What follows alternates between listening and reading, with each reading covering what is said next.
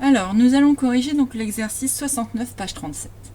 Déjà, la première chose que vous devez faire quand vous voyez cet exercice, eh bien, vous devez bien observer l'image qu'on vous donne, puisqu'il va y avoir des informations à récolter sur cette image. Alors, lesquelles? Vous allez voir qu'il y a en tout 9 caisses, et si vous avez bien observé, vous aurez vu que par caisse, on dénombre 15 melons.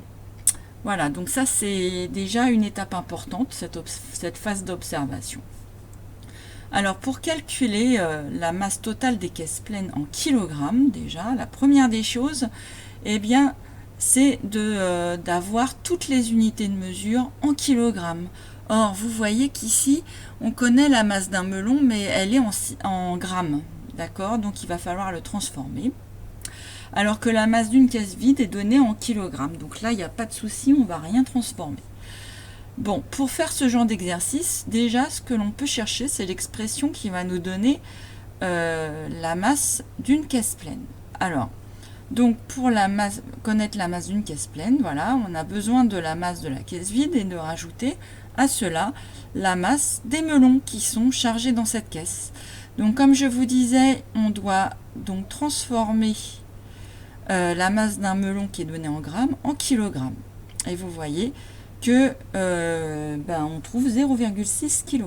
Maintenant, si je veux calculer la masse totale d'une caisse pleine, eh bien je vais devoir prendre la masse d'une caisse vide et y ajouter la masse de 15 melons. Alors la masse de 15 melons, je l'obtiens en effectuant le produit de 15 par 0,6.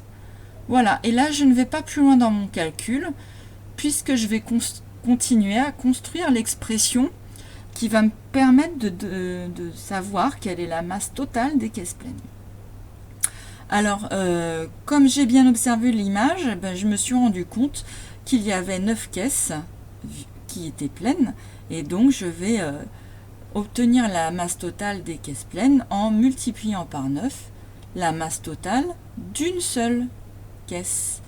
Donc voilà pourquoi j'ai ce produit qui va apparaître, 9 multiplié par l'ensemble de 0,7 plus 15 fois 0,6. Mais comme je veux multiplier par 9 le résultat de tout cela, eh bien, c'est la raison pour laquelle je dois le mettre entre parenthèses. Voilà.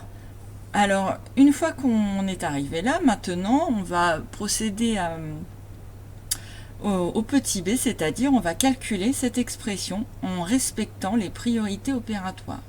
Donc là encore, avant de me lancer dans les calculs, j'observe bien quelles sont les priorités.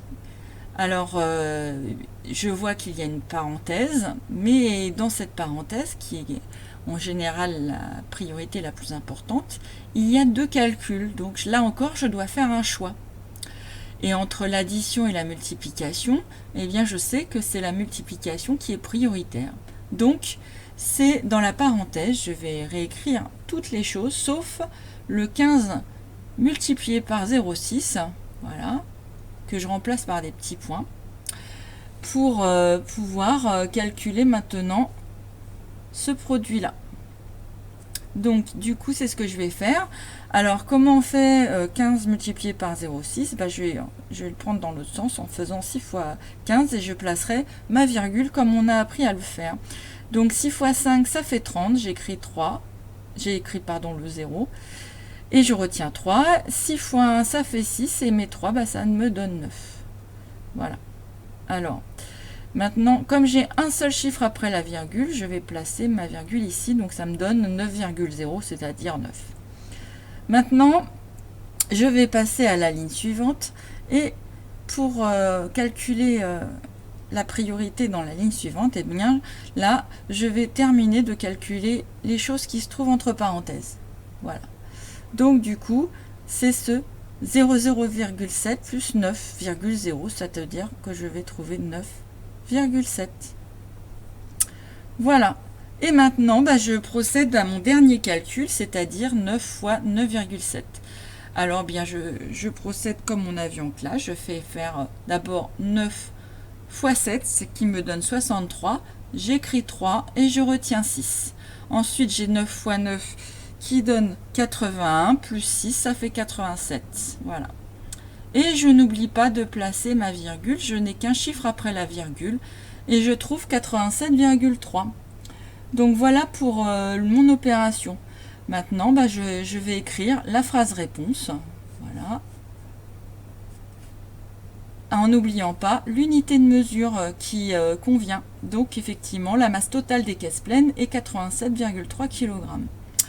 On aurait pu résoudre ce problème aussi d'une autre manière en calculant, comment dire, d'abord la masse de toutes les caisses vides, et puis la masse de tous les melons, et ensuite ajouter l'un à l'autre en écrivant une expression, une autre expression numérique. C'est la raison pour laquelle vous avez une question petit c qui demande si tout le monde a trouvé la même chose. Donc peut-être que d'autres personnes auront fait d'une autre manière et vous n'aurez pas tout à fait la même expression. Voilà.